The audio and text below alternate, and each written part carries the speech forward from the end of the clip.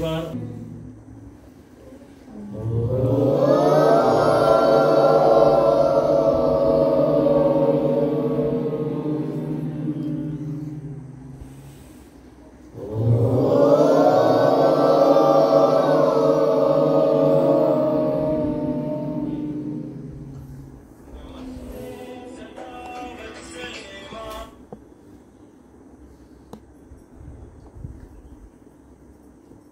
ध्यान मुद्रेत बसे सर्व डोळे मिळायचे सर्वांनी माझ्या मागे म्हणायचे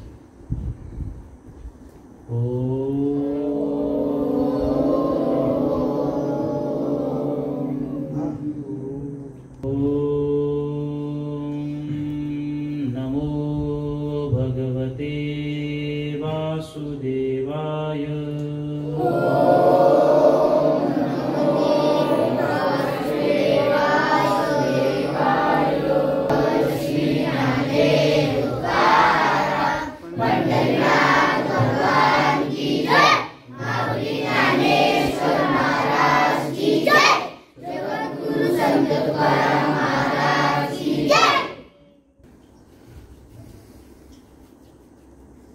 भाद्रपद षष्ठी कपिला षष्ठी म्हणून आजची तिथी आहे. आजच्या तिथीला वारकरी संप्रदाय आणि सकल हिंदुस्थानामध्ये आज ज्ञानेश्वरीची जयंती साजरी केली जाते. ज्ञानेश्वरी परिष्करण दिन म्हणून तिला साजरं केलं जातं. सगळेजण लक्ष द्यायला आज आपण सगळेजण साजरे करतोय ती ज्ञानेश्वरीची जयंती आहे. ज्ञानेश्वरीचं परिष्करण दिन असं त्याला म्हटलं जातं. पण ज्ञानेश्वरी म्हणजे काय, ज्ञानेश्वरीमध्ये काय सांगितलेलं आहे याचं तत्वज्ञान आपण प्रत्येक गुरुवारचं अभ्यासत असतो. आता आजच्या सत्संगाला खरं तर सगळा बालवर्ग पण उपस्थित आहे. ज्या तत्वज्ञानाच्या धाटणीवर आम्ही बोलत असतो पण आज बालकांना पण समजावी या अनुषंगानं आज आपण अगदी सामान्य रीतीनं ज्ञानेश्वरीची भूमिका, सामान्य रीतीनं ज्ञानेश्वर महाराजांची मतप्रवाह आपण थोडे अर्धा तास पाहणार आहोत. वाचावी ज्ञानेश्वरी डोळा पहावी पंढरी, ज्ञान होय अज्ञानासी ऐसा वर या टिकेसी, ज्ञान होय मुढा अति मूर्ख त्या दरडा, वाचेल जो कोणी जरी त्यासी लोटांगणी, ज्ञान होय मुढा अति मूर्ख त्या दरडा. इकडे लक्ष द्या. नामदेव महाराजांची दासी, त्याचं नाव काय होतं? जनाबाई. काय नाव होतं? जनाबाई. त्या जनाबाईनं ज्ञानेश्वरीची ही स्तुती केलेली आहे. जनाबाई या अभंगातून म्हणतात की वाचावी ज्ञानेश्वरी. ज्ञानेश्वरी काय केली पाहिजे? वाचली पाहिजे. आपण वाचतो की नाही प्रत्येक रविवारी?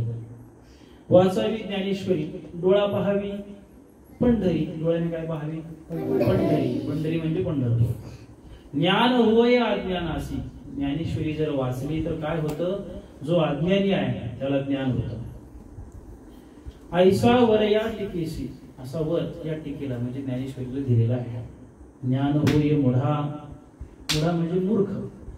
जो मूर्ख आहे त्याला पण ज्ञान होतं. अति मूर्खा त्या दगडा, वाचील जो कोणी जणी त्यासी लोटांगणी. आणि जो कोणी ज्ञानेश्वरी वाचेल, जनाबाई म्हणते मी त्याला नमस्कार करेल. जनाबाई सामान्य संत नाहीये. जनाबाईचा अधिकार म्हणजे साक्षात पांडुरंग परमात्मा तिच्याबरोबर दळायला यायचं. जनाबाई झाडलोट करायची, साफसफाई करायची, झाडून काढायची. पांडुरंग विठ्ठल विटेवरून उतरून यायचा आणि जनाबाई बरोबर केर काढायला लागायचा. अशी जनाबाई मोठी मोठी संत. नामदेवराय म्हणजे कोण? विष्णुदास नामा. तुम्ही आरतीमध्ये म्हणता का नाही? विष्णुदास नामा, विष्णुदास नामा जीवे भावे ओवाळी म्हणता की ते नामदेव महाराज हे भगवंताचे प्रेम भंडारी. सगळ्या संतांमध्ये ज्याला ज्यांना संत श्रेष्ठ म्हणून गणलं गेलं असे नामदेव आहे. त्या नामदेव महाराजांचा अधिकार असा की देव त्यांच्याबरोबर साक्षात येऊन जेवायला बसतो. ऐकलं की नाही तुम्ही? देव नामदेव महाराजांबरोबर जेवायला बसतो. देव पांडुरंग परमात्मा असे नामदेव महाराज आणि त्यांची दासी, तिचं नाव काय? जनाबाई. त्या जनाबाईचा हा अभंग आहे आणि फार मोठा अधिकार आहे. ती जनाबाई आपल्याला ज्ञानेश्वरीची महती सांगते. आज आपण साजरी करतोय ज्ञानेश्वरीची जयंती. ज्ञानेश्वरीची जयंती मग काय बाबा, आतापर्यंत आपल्याला माहिती इतकंच आहे. ज्ञानेश्वरी जयंती म्हणजे काय? ज्ञानेश्वरीचा वाढदिवस, हो की नाही? हॅपी बर्थडे करते की नाही? ज्ञानेश्वरीचा वाढदिवस. पण ज्ञानेश्वरीचा वाढदिवस जो साजरा केला जातो याच्यामध्ये एक थोडी गंमत अशी आहे. ज्ञानेश्वर महाराजांनी ज्ञानेश्वरी सांगितली की शके 1212, शके 1272. ज्ञानेश्वरीची शेवटची ओवी आहे. शके 1272 तै टीका केली ज्ञानेश्वरे, सच्चिदानंद बाबा दरे लेखक झाला. शके 1272. आता 1946 आहे. 1200 आणि 1900, 1300, 1400, 1500, 1600, 1700, 1800, 1900 किती वर्ष झाली? 700, 750 वर्ष झाली. 750 वर्षापूर्वी ज्ञानेश्वर माऊलींनी नेवासेला एका खांबाला टेकून ज्ञानेश्वरी सांगितली. काय केली? ज्ञानेश्वरी सांगितली. ज्ञानेश्वर महाराजांनी ज्ञानेश्वरी लिहिली नाही, ज्ञानेश्वर महाराजांनी ती ज्ञानेश्वरी सांगितली. कोणाच्या समोर सांगितली? त्यांचे गुरुजी होते, गुरुवरी निवृत्तीनाथ दादा आणि बाकी सगळे श्रोते गावकरी मंडळी त्यांच्या समोर. आणि ती एका दिवसात सांगितली का? नाही सांगितली. ज्ञानेश्वरी जी सांगितली ते 5-7 महिन्याचा असा कालखंड आहे. रोज थोडी थोडी थोडी असं चिंतन केलं. ज्ञानेश्वरी म्हणजे काय? ज्ञानेश्वरी म्हणजे भगवद्गीतेचं मराठी निरूपण. ठीक आहे, त्याला असं म्हटलं जातं. पण केवळ ट्रान्सलेशन नाहीये. किंवा इंग्लिशचं मराठी केलं किंवा संस्कृतातलं मराठी केलं म्हणजे ट्रान्सलेट केलं इतकंच ज्ञानेश्वरी नाहीये. इकडे लक्ष द्या. ज्ञानेश्वरी म्हणजे ट्रान्सलेशन नाहीये. ज्ञानेश्वरी म्हणजे भगवान परमात्म्यानं गीतेमध्ये जे सांगितलं, द्वापार युगामध्ये जे सांगायचं शिल्लक राहिलं, ते ज्ञानेश्वर महाराजांनी अवतारी घेऊन पुन्हा मराठी भाषेमध्ये सांगितलं. म्हणून ज्ञानेश्वर महाराजांचे आपल्याला अनंत उपकार आहेत. संस्कृत मध्ये असलेलं तत्वज्ञान, संस्कृत मध्ये असलेलं तत्वज्ञान ज्ञानेश्वर महाराजांनी मराठीमध्ये आपल्या सर्वांना सांगितलं. त्या ज्ञानेश्वरीमध्ये आपल्या जीवन जगण्याचा मार्ग आहे. त्या ज्ञानेश्वरीमध्ये आपल्या जीवनाच्या प्रत्येक प्रसंगामध्ये आपण कशा रीतीने जगलं पाहिजे, कशा रीतीने वागलं पाहिजे, कशा रीतीने आपण आपले मार्गक्रमण केलं पाहिजे, याची उत्तर म्हणजे ज्ञानेश्वरी. इकडे लक्ष द्या. बडबड करायची नाही. अशी ज्ञानेश्वरी जर वाचली तर काय होतं? ज्ञान होय अतिमूढा. मूर्ख माणसाला सुद्धा ज्ञान होतं असं जाणवलं. ज्ञानेश्वर महाराजांनी ज्ञानेश्वरी सांगितली 1272.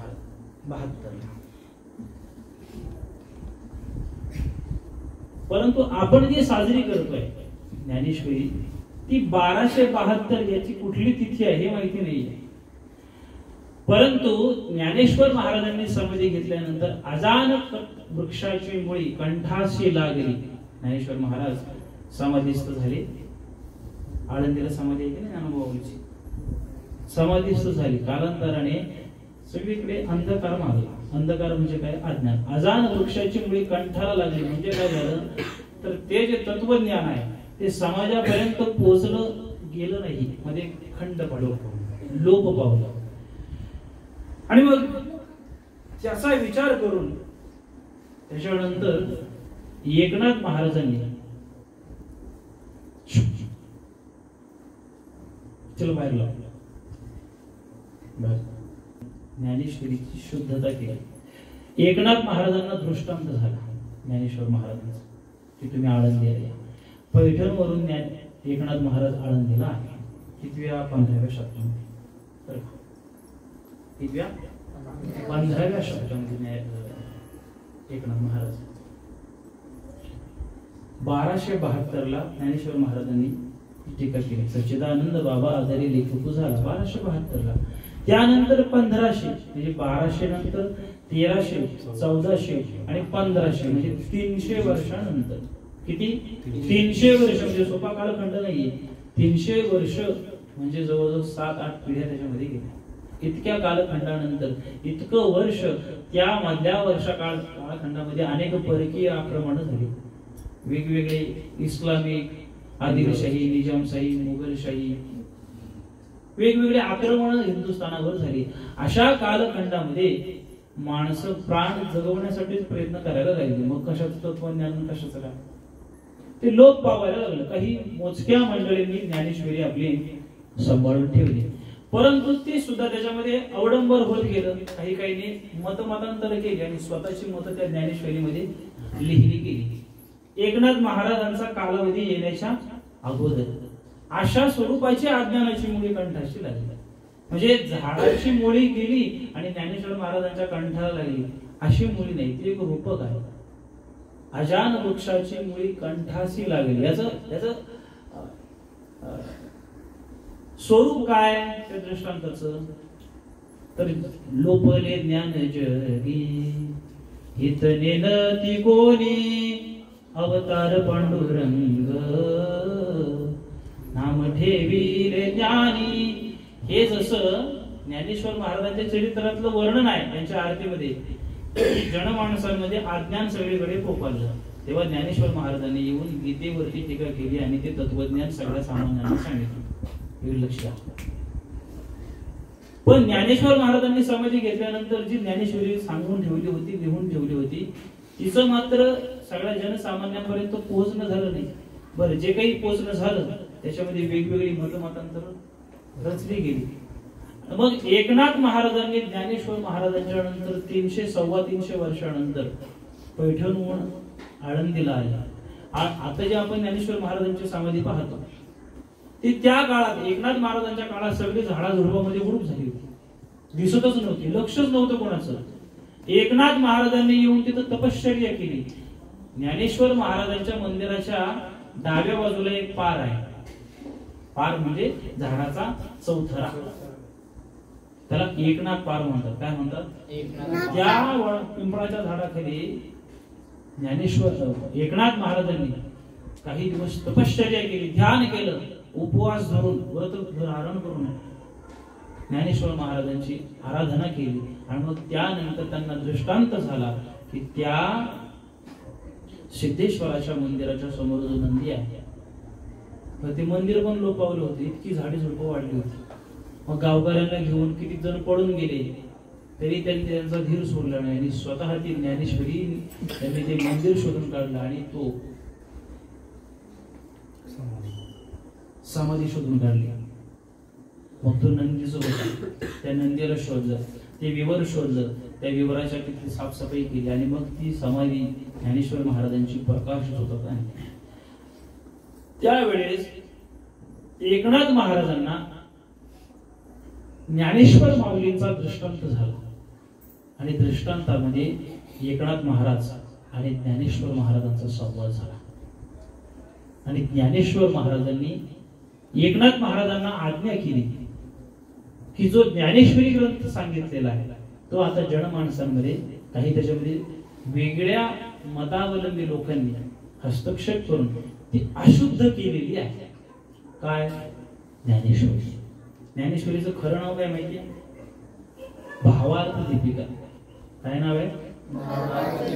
ज्ञानेश्वरीचं खरं नाव आहे भावार्थ दीपिका, असं तिचं नाव आहे.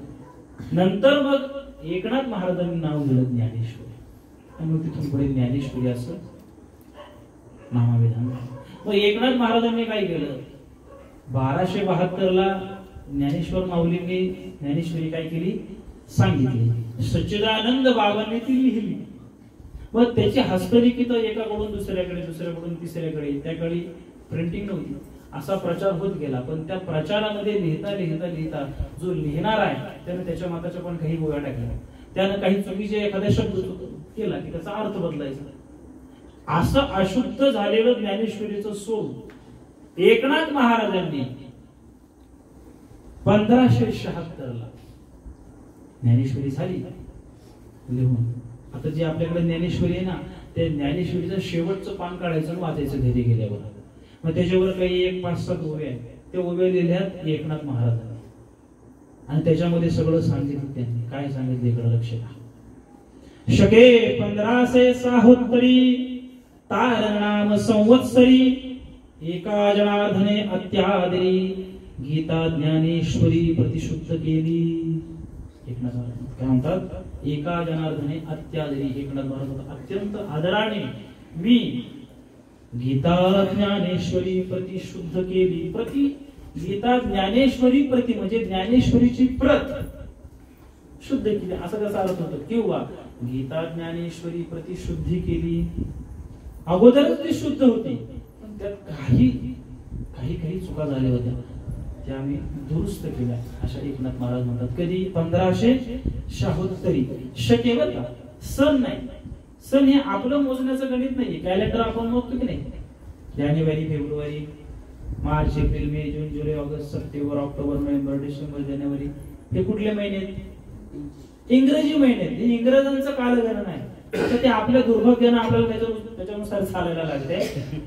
पण आपली कालगणना ही शकामध्ये होते. आपलं कॅलेंडर मराठी महिन्यानुसार चालतं. माहिती आहे का मराठी महिने तुम्हाला? कुठले सांगता का? म्हणा बरं सगळ्यांनी. चैत्र, वैशाख, ज्येष्ठ, आषाढ, श्रावण, भाद्रपद, अश्विन, कार्तिक, मार्गशीर्ष, पौष, माघ, असे किती आहेत? 12 महिने. मग त्या 12 महिन्यांच्या नुसार ते गणले जातात. आपलं कालगणना कशामध्ये असते? मराठी महिन्यामध्ये. इंग्रजांमध्ये नाही. पण आता आपलं दुर्भाग्य आहे, तुमचंही दुर्भाग्य येते. तिथून पुढे आपल्याला इंग्रजांचं फॉलो करायला लागणार. अशा शके 1576. आता किती आहे? 1946. बरोबर ना? 1946 होता शके. 1576, 1900, 1500 नंतर 1600, 1700, 1800, 1900 किती झाले? 400. 400-450 वर्षापूर्वी एकनाथ महाराजांनी ती ज्ञानेश्वरी काय केली? शुद्ध केली. शके 1576 तारनाम संवत्सरी एका जनार्दने अत्यादरी गीता ज्ञानेश्वरी प्रतिशुद्ध केली. एकनाथ महाराज काय म्हणताय का पुढे? ग्रंथ पूर्वीच अतिशुद्ध, जो ग्रंथ होता ज्ञानेश्वरी तो अगोदर अतिशुद्ध होता. परिपाठांतरी शुद्ध अबद्ध. एकमेकांकडनं पाठ होत गेले की नाही? तेवढेच फार लिखाणाचे काही फार येऊ नव्हती. काही ओव्या पाठ असायच्या, परंतु पाठांतरी शुद्ध अबद्ध. काहींनी लिहून ठेवल्या होत्या, त्या वाचताना पण शुद्ध अबद्ध होत्या. संधी, विग्रह, रस्व, दीर्घ, पूर्णविराम, स्वल्पविराम, प्रश्नविराम, उद्गारवाचक चिन्ह असं मागं पुढे झाल्यामुळे त्याचा अर्थ बदलत होता. ते ज्ञानेश्वरीच्या एकनाथ महाराजांनी ते म्हणतात, तो शोधून या एवं विध प्रतिशुद्ध सिद्ध ज्ञानेश्वरी. त्यातले जे बारकावे आहेत ज्ञानेश्वरी मधले, कुठं काही प्लस मायनस झालेलं, ते एकनाथ महाराजांनी संशोधन केलं. म्हणजे काय केलं? संपादन केलं. संपादक हा शब्द समजतोय का? काही युवक वर्ग संपादक, पेपरचा कसा संपादक असतो? संपादकाचं मुख्य कार्य काय असतं? पत्रकारांनी आणून दिलेल्या ज्या बातम्या आहेत त्या व्यवस्थित खात्रीशीररित्या तपासायच्या आणि मग त्या प्रिंटिंगला द्यायच्या. कारण जर चूक झाली छापताना तर ती चूक पत्रकाराची मानली नाही जात, ती चूक मानली जाते संपादकाची.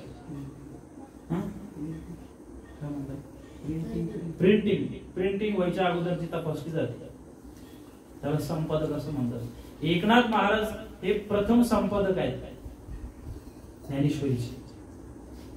जनसामान्यांमध्ये हा भ्रम आहे आतापर्यंत की ज्ञानेश्वरी जयंती मी साजरी करतोय, ती ज्ञानेश्वर महाराजांनी ज्या तिथीला ज्ञानेश्वरी सांगितली ती तिथी म्हणजे ज्ञानेश्वरी जयंती. असं नाही.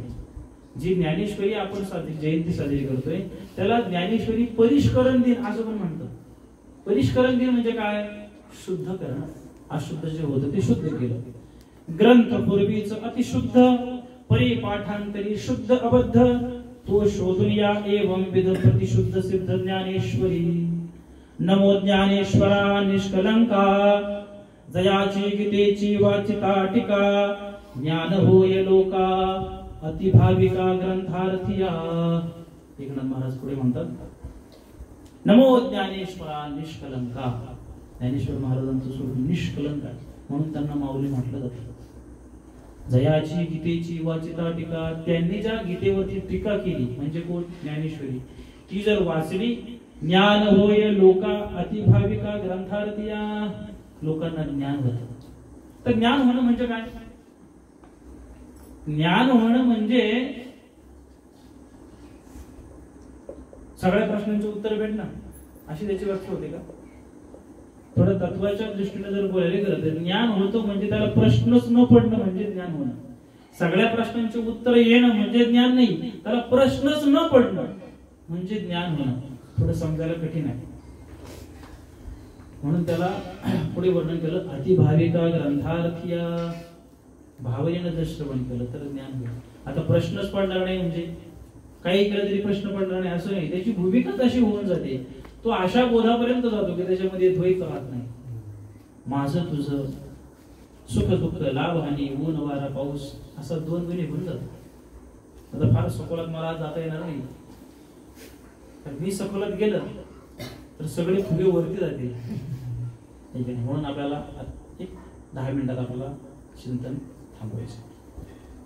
असं अशी जी गीता आहे ती वाचल्यानंतर ज्ञान होतं. बहुकाळ पर्वणी गोमटी भाद्रपद मास कपिला षष्टी प्रतिष्ठानी गोदातटी लेखन कामाटी संपूर्ण झाली.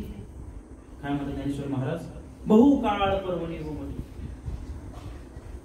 गोमटी म्हणजे चांगली चांगली तिथी आहे, चांगला दिवस आहे, पर्वणी आहे, दुग्ध शर्करा योग आहे. कुठला? कपिला षष्टीचा योग. भाद्रपद मास आहे, गणपती बाप्पा असतो की नाही का? भाद्रपद मासामध्ये गणपतीचा उत्सव आहे, वेगवेगळे व्रत वैकल्य आहेत. अशा पवित्र महिन्यामध्ये कपिला षष्टी तिथी आहे. आजची तिथी कुठली आहे? षष्टी. कपिला षष्टी आहे. अशा तिथीच्या दिवशी प्रतिष्ठानी गोदातटी. प्रतिष्ठानी म्हणजे प्रतिष्ठान म्हणजे माहिती का? प्रतिष्ठान म्हणजे अमुक अमुक प्रतिष्ठान थोडा त्याच्या नावाने असं प्रतिष्ठान नाही. पैठणचं पूर्वीचं नाव प्रतिष्ठान होतं. काय होतं? प्रतिष्ठान. पैठणचं पूर्वीचं नाव प्रतिष्ठान. गोदातटी गोदावरीच्या तीरी असलेलं जे प्रतिष्ठान म्हणजे पैठण. एकनाथ महाराज जेव्हा ज्ञानेश्वर महाराजांचा सगळा त्यांचा संवाद झाला, दृष्टांत झाला आणि मग पुन्हा पैठणला जाऊन ज्ञानेश्वर महाराज एकनाथ महाराजांनी वेगवेगळ्या जे त्यावेळेचे लक्ष द्या त्यावेळेचे जे भाविक होते किंवा त्यावेळेचे जी ज्ञानी मंडळी होती ज्यांच्याकडे म्हणून ज्ञानेश्वरीची हस्तलिखित होती ती एकनाथ महाराजांनी सगळी गोळा केली. त्यांच्या सहकार्यांच्या मार्फत महाराष्ट्रभरात जिथे म्हणून त्यांना ते मिळाल्या त्या सगळ्या ज्ञानेश्वरी त्यांनी एकत्र केल्या. त्या सगळ्या अभ्यासल्या. कुठलं बरोबर कुठलं चूक काय त्यातला मध्य घाटायचा. ज्ञानेश्वर महाराजांची आराधना करून ज्ञानेश्वर महाराजांची तपश्चर्या करून त्यांना जो बोध झाला त्याच्यातून त्यांनी त्याचं संपादन केलं. सगळे त्या एकत्र केल्या आणि ते शुद्ध अशी ज्ञानेश्वरी प्रतिष्ठानला. कुठे? उत्तर द्या. कुठे? प्रतिष्ठानला म्हणजे पैठण या गावी. पैठण या गावी एकनाथ महाराजांनी काय केलं? गोदावरीच्या तीरी लेखन कामाठी संपूर्ण झाली. त्यावेळेस लेखन कामासाठी ती ज्ञानेश्वरी संपूर्ण झाली म्हणजे पूर्ण लिहून झाली. एका दिवसात झाली का? एकनाथ महाराजांनाही पुढचे 2-3 वर्ष लागले त्याच्यावर अभ्यास करायला. मग त्यांनी ते पूर्ण बारकावे करून काय होतंय नवीन पिढी पुढे किंवा प्रचारकांचा खरं तर हा दोष आहे. चमत्कारवादाच्या नावावर आम्ही त्याच्यातली तपश्चर्या विसरून गेलो की त्यांनी किती सायास केले सांगताना. बरोबर. असं वाटतं चमत्कार म्हणजे हातातून प्रकाश पडला गेला की तयार झाला. असं नाहीये नाही का? असाध्य ते साध्य करीती सायास कारण अभ्यास तुका म्हणे. तुकाराम महाराजांचं मत आहे. ओले मुळ भेदी खडकाचे अंग अभ्यासाचे सांग कार्य सिद्धी. मग गीतेमध्ये भगवान म्हणतात उद्धरेद आत्मानं मावसादे. जर चमत्कार असा जर असता तरी भगवंताने अर्जुनाला एका क्षणात वाचवलं असतं की युद्धच करून नसतं दिलं. पण त्याला सांगितलं नाही हे तुला करायला लागेल. त्यामुळे चमत्कार वादाच्या नावाखाली इतकं सांगितलं गेलं की संतांनी घेतलेले कष्ट आपल्या समोर येत नाही. लक्ष देतो तुमच्या समजतंय. ज्ञानेश्वरी काही चमत्कारातून प्रकट नाही झाली. ज्ञानेश्वरी सायासातून कष्टातून प्रकट झालेली आहे. एकनाथ महाराजांनी इतका त्याच्यावर चिंतन केलं, इतका अभ्यास केला आणि त्या गोदावरीच्या तटी प्रतिष्ठा आणली. म्हणजे पैठणी या गावी भाद्रपद मासामध्ये कपिला षष्ठीच्या वेळेस शके 1576 ला ती लेखन कामासाठी पूर्ण झाली. अशी पूर्ण झाली ज्ञानेश्वरी. पण त्याच्यानंतर ज्ञानेश्वर एकनाथ महाराजांनी सगळ्यात शेवटी एक ओवी लिहून ठेवली. एकनाथ महाराजांनी जेव्हा बाकीच्या ज्ञानेश्वरी अभ्यासल्या त्यावेळेस बरं का, आता सारख्या प्रिंटिंग नव्हत्या, थोड्या हाताने लिहून काढायच्या. त्या सगळ्या अभ्यासानंतर त्यांच्या लक्षात आलं की ज्ञानेश्वरी बऱ्याच ठिकाणी पोहोचलेली आहे खरी. 400-450 वर्षापूर्वीच सांगतोय मी तुम्हाला. 500 वर्षापूर्वीच सांगतो. त्यावेळेस ज्ञानेश्वरी बऱ्याच ठिकाणी पोहोचली बाबा काही किमान. परंतु ती पोहोचलेली ज्ञानेश्वरी ही ज्ञानेश्वर महाराजांनी सांगितलेल्या त्याच्यात ओव्या नाहीये, त्याच्यात वेगळ्या सुद्धा भरमसाठ ओव्या आहेत. मग एकनाथ महाराजांनी आपल्यावर उपकार केला आणि त्यावेळेस एक दंडकरण केलं त्यावेळेच्या मंडळीने. ज्ञानेश्वरीमध्ये लिहून ज्ञानेश्वरी पाठी जो ओवी करील मराठी तेने अमृताचे ताटी जाण नरोटी ठेवली. शपथ घातली राहिली.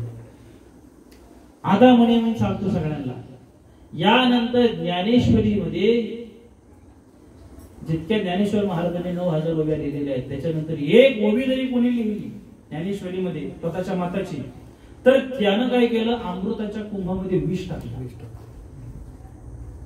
त्याचं पातक लागेल. ज्ञानेश्वरी हा अमृताचा घडा आहे. ज्ञानेश्वरी वाचलेला माणूस हा अमृतत्वाला प्राप्त होतो. आणि अशा अमृताच्या घड्यामध्ये जर स्वतःच्या माताची कोणी उभी टाकली तर तेने जाण नरोटी ठेवली, तेने अमृताचे ताटी जाण नरोटी ठेवली. अमृताचा पंचपक्वानाचं ताट वाढलं, त्याच्यामध्ये विष टाकलं चमच्यावर. जेवळ बघ का विष आहे त्याच्यामध्ये.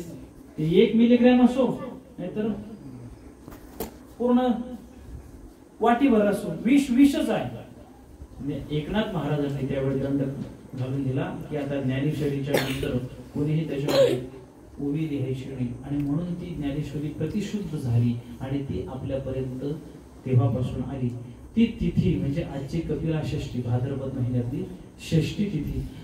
ती तिथी समग्र महाराष्ट्रामध्ये, समग्र वारकरी पंथामध्ये, समग्र भारतामध्ये सनातन वैदिक हिंदू संस्कृतीची जी जी उपासक मंडळी आहे त्यांच्यामध्ये ज्ञानेश्वरी जयंती म्हणून साजरी केली जाते. बोला एकदा पुंडलिक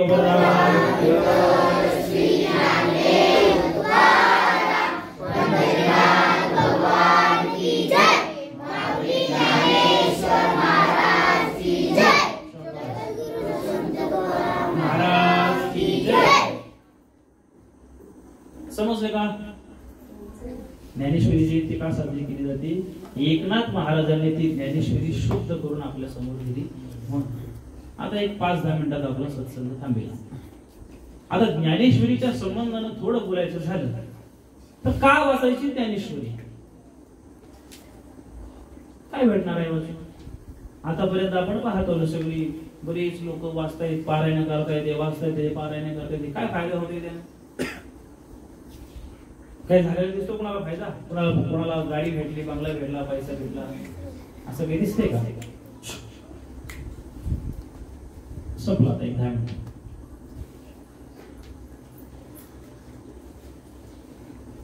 एका प्रश्नाचं उत्तर बघू आणि थांब. का वाचायची ज्ञानेश्वरी? मनुष्य आणि इतर प्राणी यांच्यामध्ये काही फरक आहे. इतर प्राण्यांना काही बंधन आहेत का? नाही आहेत.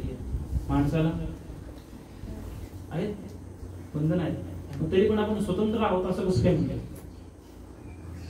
भारत देश स्वतंत्र झाला आपला, झालं की नाही? आपल्याला आपल्या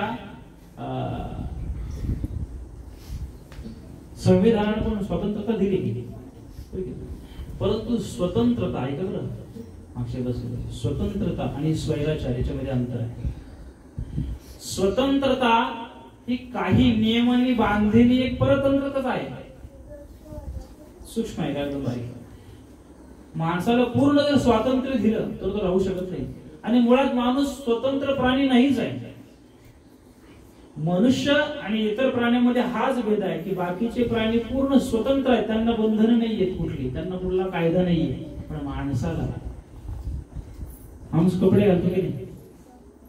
पण जर स्वातंत्र्य आहे तर तो कपडे का घालतो? एखादा म्हणे मला कपडे नाही घालायचे, राहू शकतो का बिना कपड्याचा माणूस? एखादा कोणी असं तुला वेडा म्हटलं जातं. काय म्हटलं जातं? वेडा. प्राणी कपडे घालतो म्हणजे ते आपल्यापेक्षा स्वतंत्र आहेत. ती जरी आपल्या गोठ्यामध्ये बांधून असले तरी पण ती स्वतंत्र आहे. जर स्वातंत्र्य दिलं असं समजलं की चला हे लहानांसाठी नियम असं स्वातंत्र्य दिले की तुला पूर्ण स्वातंत्र्य आहे, काय जगायचं तसंच जग. दूर डोंगरामध्ये एकट्याला सोडलं, स्वातंत्र्य पाहिजे ना. एकट्याला सोडून दिला की तुला स्वातंत्र्य, कसं जगायचं तसं जग. किती वेळ राहू शकतो जंगलामध्ये, अरण्यामध्ये एकटाच माणूस. तो खायला नाही, प्यायला नाही, कोणी बोलायला नाही, कुठं जायला काही नाही, त्याला पाहायलाच कोणी नाही, राहू शकतो. पण त्याला पाहिजे कोण? समाज पाहिजे. समाजाशिवाय तो राहू शकत नाही. समाज आला म्हणजे समाजाचे काही नियम आले. स्वतंत्रता आहे पण स्वैराचार नाहीये. ज्ञानेश्वरी का वाचायची आहे? आम्हाला स्वतंत्र व्हायचं आहे पण स्वैराचारी नाही व्हायचं. त्या ज्ञानेश्वरीच्या नीती मूल्यांच्या आधारे जगणं हे खरं स्वतंत्रता आहे. म्हणून ज्ञानेश्वरी वाचायची. माणसाच्या जीवनाला नीती धर्माची बंधनं नसतील तर तो पशुसारखा वागेल, प्राण्यांसारखं वागेल. काय खावं याची बंधन आहेत. युक्त आहार विहार नेम इंद्रियाशी सार नसावी बासर निद्रा भू भाषण बंधन आहेत.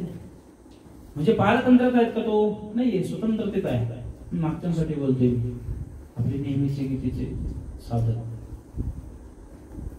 ज्ञानेश्वरी का वाचायची आहे? आपल्याला आपल्यावर काही धर्म नीती मूल्यांची बंधनं घेण्यासाठी ज्ञानेश्वरी. ती जर बंधन आपण स्वीकारली नाही तर आपण स्वैराचारी ठरू. आणि ड्रायव्हर नसलेली गाडी कशी चालेल? गाडी चालू आहे आणि ड्रायव्हर झोपलाय, काय होईल त्या गाडीचं? ऍक्सिडेंट होईल की नाही? पण जर ड्रायव्हर जागा आहे, ड्रायव्हर व्यवस्थित शुद्धीवर आहे, मग काय होईल? गाडी व्यवस्थित चालेल. ज्ञानेश्वरी म्हणजे आपली ड्रायव्हर आहे. ज्ञानेश्वरी म्हणजे आपलं स्टेअरिंग तिच्या हातात देणं आहे. पण त्या ज्ञानेश्वरीला अभ्यास न करता आपल्याला वेळ द्यावा लागेल, तिला वाचावी लागेल. सगळ्यात पहिली महत्वाची गोष्ट, फक्त ज्ञानेश्वरीला फुल व्हायला म्हणजे होईल का? नाही होणार. मग तिला ज्ञानेश्वरीला वाचावी लागेल, आत्मसात करावी लागेल. त्यानंतर ज्ञानेश्वरीचा बोध आपल्याला प्राप्त होईल. ज्ञानेश्वरी आम्ही भजन कसं करावं हे पण सांगते. हरिपाठामध्ये आपण मगाशी म्हटलं, भाव बळे आकडे एरवी नाकडे करतळी यावळे तैसा हरी. भावने भावे विन भक्ती, भक्ती विन मुक्ती, बळे विन शक्ती. अहंकारानं ते जर भजन केलं तर ते कामच येणार नाही. भजन पण आम्ही नियमित केलं पाहिजे. नियम चौकटबद्ध, त्याच्यातली भावशुद्धी हे महत्वाचं. प्रपंच करताना पण नियमानेच केलं पाहिजे. संसारी असावे, हसुनी नसावे, अगर्वता करावे, सर्व व्हावे, असं ज्ञानेश्वर महाराज ठाई आपल्याला संत सांगतात. ज्ञानेश्वरी आम्ही अभ्यास कसा करावा हे पण सांगते. ज्ञानेश्वरी आम्ही झोपावं कसं, उठावं कसं, काय खावं, काय बघायची पण सगळी कर्मयोगाच्या अध्यायामध्ये वर्णन केलं जातं. आम्ही संसार कसा करावा, परमार्थ कसा करावा, भक्ती मार्ग कसा जगावा, सगळं ज्ञानेश्वरी सांगते. ज्ञानेश्वरीचं अत्यंत सोपं सूत्र सांगू तुम्हाला. इकडे लक्ष झालं आपल्या सत्संग. ज्ञानेश्वर महाराजांनी एक गोड उभी सांगितली. माळिये जेवते नेले तव ते निवंत जी गेले, तया पाणी या ऐसे केले हुआ वेगा. ज्ञानेश्वरी माणसाला असं बनवून ठेवते. काय सांगते ज्ञानेश्वर महाराज? अशी बाग आहे, बाग माळा, आणि माळ्यामध्ये काय असतात? भाजीपाला असतो की नाही? टोमॅटोची झाडं, वांग्याची झाडं, अजून कशा कशाचे असतात? हा, टोमॅटो, वांगी, कारलं, अजून काय काय असतं? ऊस, अजून बटाटा, अजून शेवगा, अजून कांदा, गाजर, मुळा, मिरची, शाबास, अजून भोपळा पण असतो. अरे वा वा. अजून दुधी भोपळा पण असतो. म्हणजे अशा सगळ्या भाज्या मळ्यामध्ये आहेत. एक मोठं क्षेत्र, त्याच्यामध्ये वेगवेगळे असे मळे केलेले आहेत, आणि त्याला पाणी द्यायचंय. पूर्वीच्या वेळी काय होतं? पंप नव्हता. पूर्वीच्या वेळेस रहाट गाडगोळ बैलांवरती ते रहाट गाडगा असं फिरवायचं, ते पाणी वरती यायचं, आणि जसं तो माळी दादा शेतकरी असेल, खोऱ्यानं त्या पाटाने पाणी तो द्यायचं. ते पाणी ते विहिरीतून बाहेर आलं, आणि या शेतकऱ्याला म्हणले, हे माळी दादा, मी मिरचीच्या बागेत जाणार नाही, मला नाही मिरची आवडत, मी फक्त ऊसाच्या बागेत जाईल. मी कारल्याच्या बागेत जाणार नाही, मी टोमॅटोच्या बागेत जाईल. असं म्हणतं का पाणी? का बरं? ते कसं आहे? द्रव आहे की नाही, त्याला जिकडे मार्ग मिळेल तिकडे ते जात. ते माळेला म्हणतं का की मी इकडे जाणार नाही, तिकडे जाणार नाही? माळी त्याला अडवतो, होय की नाही? तसं ज्ञानेश्वर महाराज म्हणतात, तुमच्या जीवनात जर जगायचं झालं, माळीये जेवते नेले तव ते निवांतची गेले. माळी जसं पाण्याला जिकडे नेईल तिकडे ते पाणी जातं, तया पाणी ऐसे केले हुआ वेगळा. तसं अत्युच्च शिखरावरचं तत्वज्ञान ज्ञानेश्वरीचं हे आहे की तुमच्या जीवनामध्ये तुम्हाला तुमचं कर्म प्रारब्ध ज्या रीतीनं तुम्हाला पुढचा मार्ग दाखवेल, त्या वेळेस सत्सद विवेक बुद्धीने विचार करा आणि त्याच्यासारखा अनुरूप होऊन पुढे चाला. ज्ञानेश्वरीच्यासाठी वाचायचं. सुखी संतोषान यावे, दुःखी विषादान बजावे, आणि लाभा लाभ न धरावे मना माझी. सुखानं ओरडून जाऊ नये, दुःखानं पचून जाऊ नये. लाभ आला म्हणून उड्या मारू नये, आणि हानी झाली म्हणून उडी मारू नये. हा ज्ञानेश्वरीचा संदेश आहे. आता माझी अडचण अशी आहे की मला फार आता सपोरात जाता येणार नाही, कारण आपण सर्व समावेशक आपल्याला बोलायचं आहे. त्यामुळे काही जणांचा थोडासा निराशता येईल किंवा काही जणांना समजणार नाही. म्हणून का वाचावी ज्ञानेश्वरी? तर आपल्याला आपल्या जीवनातला मार्ग मिळावा, आपल्याला आपल्या जीवनातले नीतिमूल्य यांचं दिग्दर्शन व्हावं. जणाबाई त्यांच्या अभंगातून सांगत होत्या, काय? वाचावी ज्ञानेश्वरी. ज्ञानेश्वरी वाचली पाहिजे. डोळा पहावी पंढरी हे प्रतिकात्मक आहे, पण मुख्य उद्दिष्ट वाचावी ज्ञानेश्वरी. ज्ञानेश्वरी वाचल्यानंतर काय होईल? ज्ञान होय अज्ञानासी. जो अज्ञानी आहे त्याला ज्ञान होईल. ऐसा वर या टिकेसी, असं वरदान या टिकेला केलेलं आहे. ज्ञान होईल मूढा. मूर्ख माणसाला पण ज्ञान होईल. मूर्ख नाही, तो अति मूर्ख जरी असला तरी, दगड जरी असला तरी त्याला ज्ञान होईल. अति मूर्ख त्या दगडा 3 कॅटेगरीत सांगितल्या: मूढा, अतिमूर्ख आणि दगडा. आपण एखाद्याला विशेषण देतो, काय मूर्ख आहे, जरी त्याने ऐकलं नाही तर काय म्हणतो, अरे अतिशय मूर्ख आहे तो. तरी पण नाही ऐकलं तर काय म्हणतो, दगड आहे, दगड, नावाला दगड आहे नुसता, असं म्हणतो की नाही. दगड म्हणजे काय, त्याला काहीच कळत नुसता ठोंब्या असतो. कोणासारखा? दगडासारखा, त्याला काहीच कळत नाही. असा जरी असला, त्यानं जरी ज्ञानेश्वरी वाचली तरी पण त्याला ज्ञान होईल.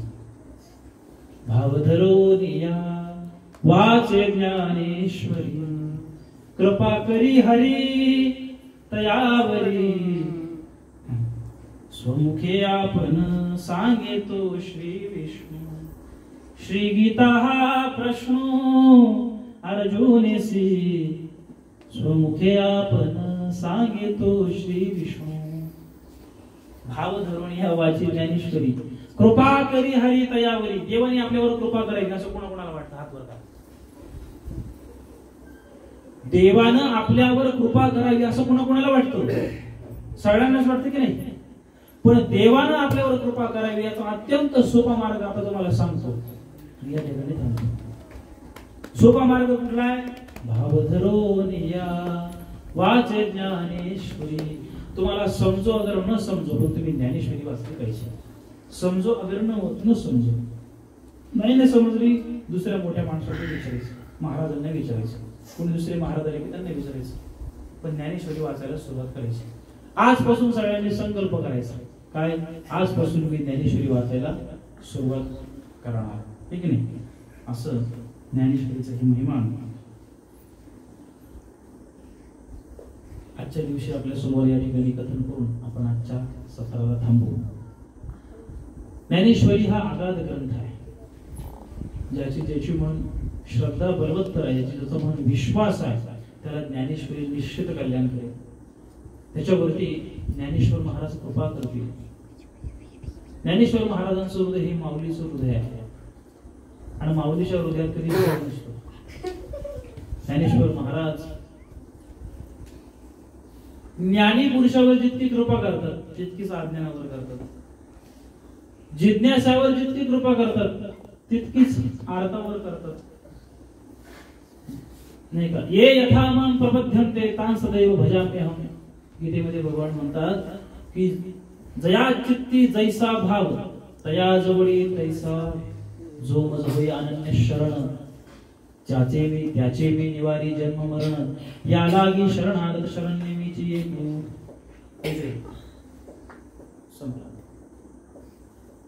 समजतंय तुम्हाला? ज्ञानेश्वर महाराजांची कृपा जरी मिळवायची असेल, भगवंताची कृपा मिळवायची असेल तर आपल्याला ज्ञानेश्वरी वाचावी लागेल. म्हणून आजपासून आपण हा संदेश घेऊया की ज्ञानेश्वर महाराजांची कृपा मिळण्यासाठी आजपासून आपण श्रद्धेनं आणि भावनेनं ज्ञानेश्वरी वाचली पाहिजे. कशा रीतीनं? मागे तुम्हाला मी एक गोष्ट सांगितली होती, किती वाजले आता? ज्ञानेश्वरी कशा रीतीनं वाचायची लक्षात घ्या. ज्ञानेश्वर महाराज कृपा कशा करतात?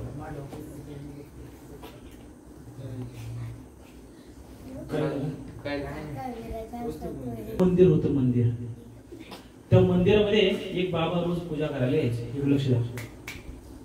त्या मंदिरामध्ये एक बाबा रोज पूजा करायला यायचे आणि त्या मंदिराच्या बाहेर तुमच्यासारखी मुलाशी खेळायची, मस्ती करायची, विरस सारखी.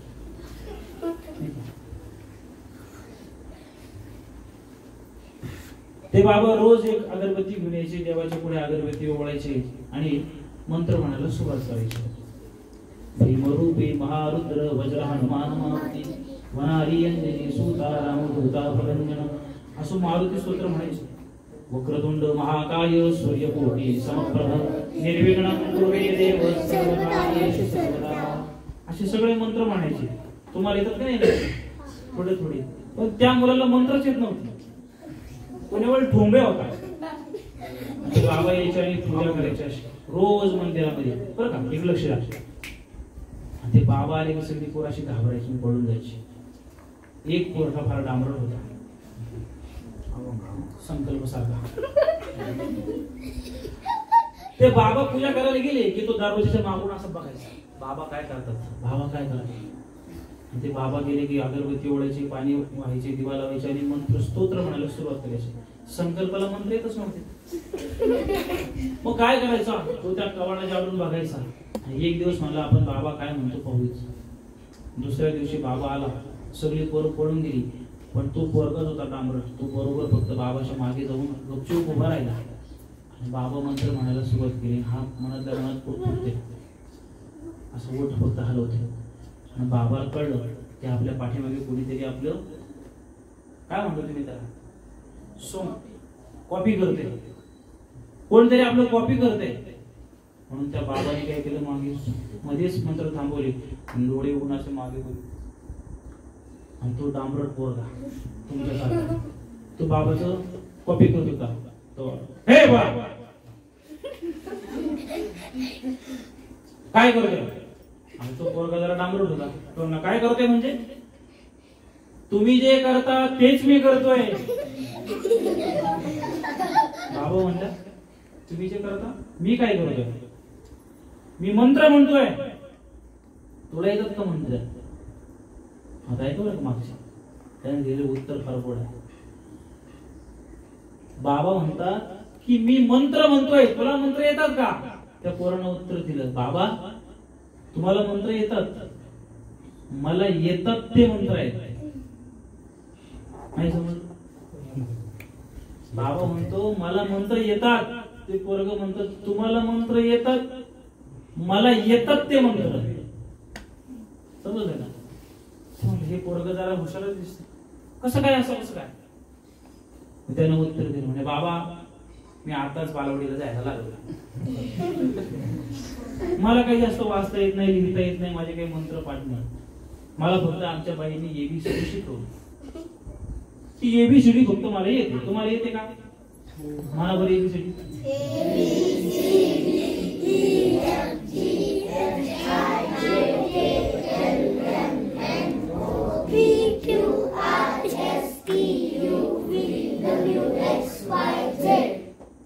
अशी एबीसीडी त्यानं 5 वेळा म्हटली. किती वेळा? 5 वेळा म्हटली. तर बाबाने त्याला विचारलं ना तुला मंत्र येतात का? तो म्हणाला मला मंत्र येत नाही, पण मला आमच्या बाईंनी मला एबीसीडी शिकवली आहे, ती 5 वेळा मी म्हणतो देवाच्या समोर. बाबा जरा लक्षपूर्वक ऐकायला लागला. हे पोरग जरा हुशार. मग काय करतो म्हणे काही नाही, देवाच्या पुढे हात जोडतो, तुम्ही पुढे मंत्र म्हणत असता, मला काही मंत्र येत नाही, मी आपलं मनातल्या मनात थोडं थोडं पुटपुटत ABCDEFGHIJKLMNOPQRSTUVWXYZ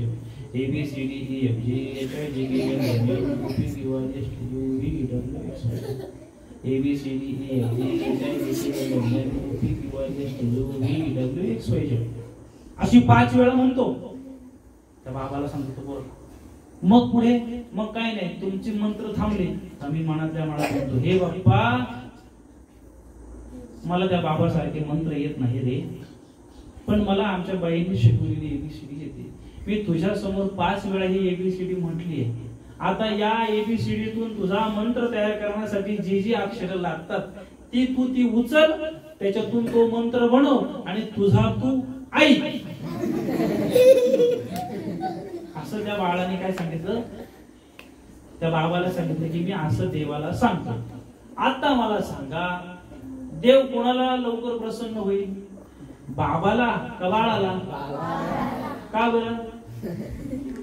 श्रद्धा त्याची श्रद्धा आहे. त्या श्रद्धेनं, भावनेनं, विश्वासानं त्या बाळाने एबीसीडी म्हटली तरी पण देव प्रसन्न होतो. त्याच रीतीनं आपल्याला समजो अगर न समजो, पण केवळ आपण ज्ञानेश्वरी वाचली अक्षर जरी, भाव धरुण्या वाचे ज्ञानेश्वरी कृपा करी हरी दयावरी. म्हणजे सगळ्यांनी आजपासून किमान संकल्प करूया की ज्ञानेश्वरीचा अधिष्ठान आपल्या जीवनात ठेवून आपण आपल्या जीवनाचं कल्याण करूया. ही झालेली सेवा आज ज्ञानेश्वर महाराजांच्या चरणी समर्पित करून आपण सध्याला आजचा हा सत्संग थांबवणार आहोत.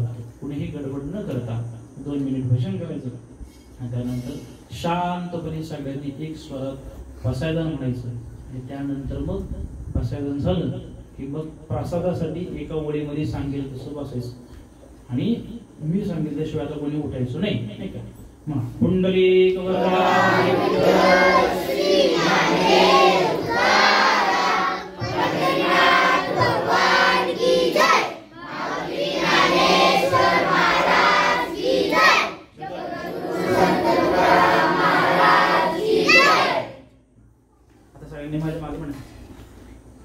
ज्ञानदेव तुकाराम, ज्ञानदेव तुकाराम,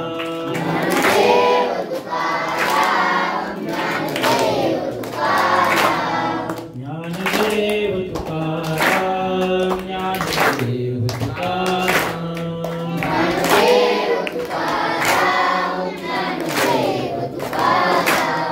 ज्ञानदेव तुकाराम, ज्ञानदेव तुकाराम, ज्ञानदेव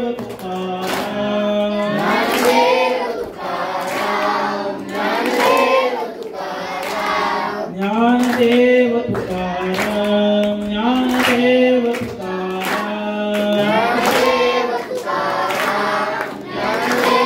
तुकाराम, ज्ञानदेव तुकाराम, ज्ञानदेव तुकाराम,